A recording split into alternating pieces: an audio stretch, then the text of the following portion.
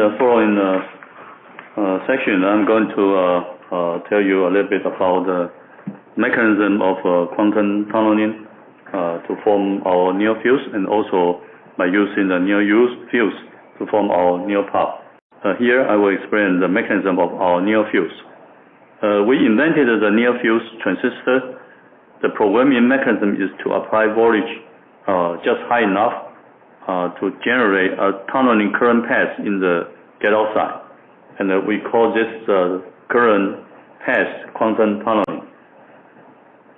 And as shown in the figures, we take this NeoFuse transistor and we apply the voltage, and on the right hand side of the figure you can see there's a path from the gate to the substrate, and after the programming. So if we want to, and we call the cell after programming, the data is 1, and without programming is 0. So only the cell with the programming voltage applied to it, you will see the tunneling path. But on the cell without apply the voltage to it, it does not have the tunneling path. So by doing this, we can differentiate 1 and 0. And so when we want to store the data into this our NeoFuse, then you can apply some of cell, you apply the voltage, and some of the cell you don't. Then you will get your data stored in our NeoFuse. I will explain what does it mean by quantum tunneling. Okay, so in the page 24, on the left-hand side of the figure, it is the physical structure of the oxide with many defects in the upper figures and without defects in the lower figures. The figure on the right is the corresponding energy band diagram. And from semiconductor physics, we know the defect in the oxide is a trap. And in the corresponding band diagram, it is a quantum well.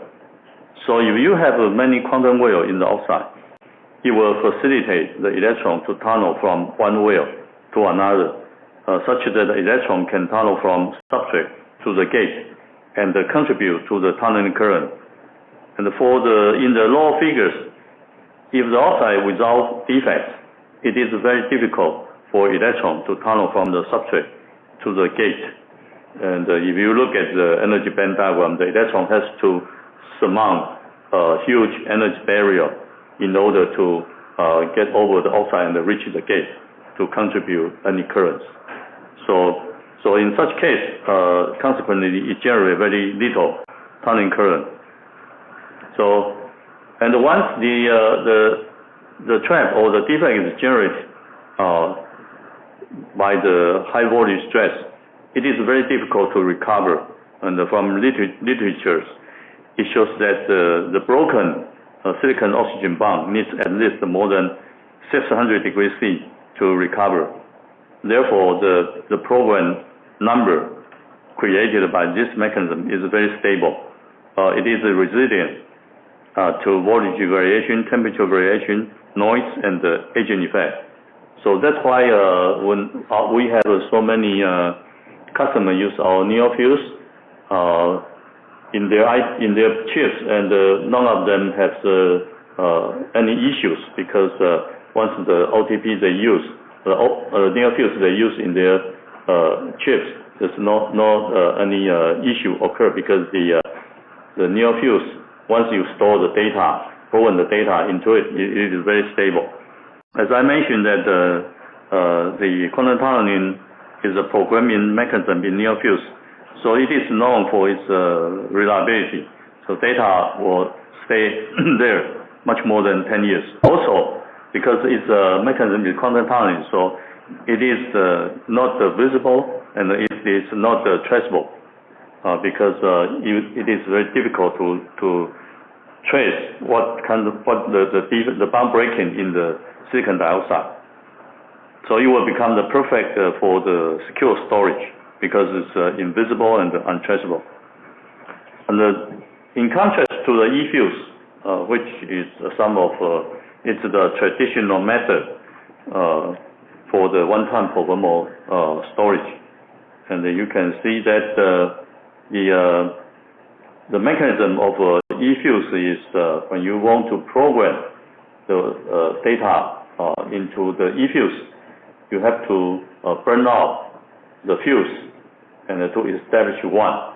So in such a circuit, you can see in page 25 on the right-hand side, you can see that we compare the unprogrammed eFuse and the programmed eFuse. You can see that in the programmed eFuse, there's a very clear mark, the broken of metal line there. It is traceable and also visible if you do the reverse engineering, and that will cause the data leakage. So it is not safe to store the data in the eFuse. So now if we take two NeoFuse as a pair, okay, then apply the voltage on their gate in parallel. So that when the voltage is high enough, we will see the oxide with more defect generated will begins to have higher tunneling current. And the oxide with fewer defect generated will have less tunneling current. So every time when we choose a pair of NeoFuse transistor to compare the tunneling current during high voltage stress, we will always see one of them, either the left one or the right one, having higher tunneling current. So it is like tossing a coin. You never know which side will turn up. So by looking at the page 26, the figures in the middle, so you can see if we by applying the voltage to a pair of NeoFuse, you will see the probability of tunneling occur in the left-hand side is the same as the probability occur in the right-hand side. Both are 50%. Okay, so in such case, so when the tunneling occur on the left-hand side, we will define it as 1, and the tunneling occur on the left-hand side, we will define it, right-hand side will define it as 0.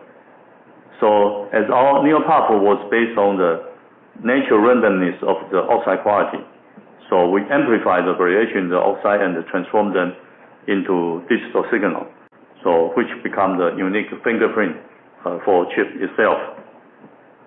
So in summary, our NeoPUF is built on the foundation of our NeoFuse technology and shares the same quality of reliability, invisibility, and the non-traceability. Since we have many NeoFuse platforms already, so that means we have also many NeoPUF platforms that are available and are ready to be used. So NeoPUF is the one and the only one produced using quantum tunneling mechanism. And this is something no other competitor or any newcomers can do and to catch up with. So I think our NeoPUF technology will dominate the world's PUF technologies. Next, I will explain how we use the NeoFuse and the NeoPUF to build the hardware root of trust, because hardware root of trust is the most important fundamental element in the hardware security. A root of trust must ensure that the secret key is stored in a manner that cannot be detected and is not susceptible to reverse engineering, and such that it can guarantee the safety of the data. And the root of trust is therefore the key component that protects the storage of system data and maintain its integrity. So our PUF RT solution, PUF root of trust, PUF-based root of trust solutions leverage our NeoPUF and the NeoFuse technology to establish a robust root of trust. So how do we do it? So first we extract the unique number from the NeoPUF for the chip, so that becomes the unique ID, and essentially it is a digital fingerprint for the chips. And this unique ID is then stored within our NeoFuse, so where it remains securely and free from detection and the threat of reverse engineering. So for key generation, okay, any key you want to generate based on this hardware root of trust, which the key generation is crucial for coding and decoding sensitive data. Coding, decoding means encryption and encryption. Okay, decryption and encryption can be executed through the combination of the unique ID and the true random number generator. And the keys are securely protected from the physical tampering in the embedded secure NeoPUF, NeoFuse OTP. And this helps solve the major security problem the chip designer faces. Okay, so in summary is we extract the secret from the NeoPUF, and because it's a random source, so nobody knows what the number is extracted. And then we store this number. We treat this number as unique ID, and then we store in the NeoFuse. And in NeoFuse, it is untraceable and it is invisible. So this is the root of trust. And then for the future, any keys, you based on this root of trust, you generate the additional keys. So when you use the key outside this region, is those keys which is not the original unique ID or the fingerprints. Okay. So the root of trust based on NeoFuse and the NeoPUF has many outstanding features. In particular, easy of use, high speed, and low power utilization, and the low cost. Before the availability of our root of trust solutions, customers need to incorporate at least 3 IP vendors' IP. For example, the OTP from one vendor, PUF from another vendor, and the TRNG from true random number generator from another vendors. So use this 3 IP into their design, and or use very expensive external hardware random number generator. So consequently, we have a strong conviction that our PUF RT will become the future market leader due to its overwhelming competitive advantage. Okay, so this is about my introduction and explanation for the quantum tunneling PUF.